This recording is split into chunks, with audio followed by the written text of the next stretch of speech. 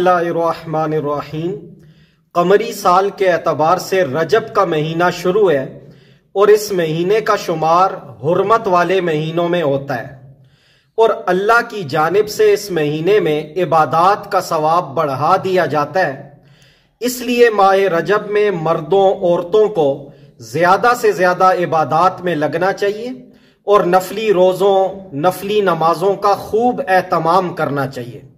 لیکن یاد رہے کہ اس مہینے میں کوئی خاص عمل یا وظیفہ شریعت سے ثابت نہیں ہے، اور نہ ہی رجب میں نفلی روزے رکھنے سے متعلق کوئی خاص فضیلت قرآن و سنت میں منقول ہے۔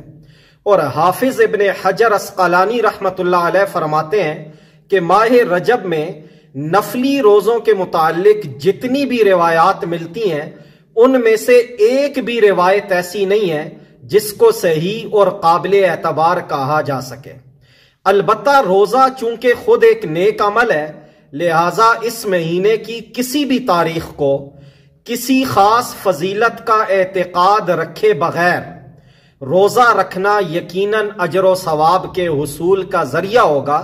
اللہ رب العزت ہمیں اس ماہ مبارک میں اور آئندہ بھی زیادہ سے زیادہ عبادات کرنے کی توفیق عطا فرمائے۔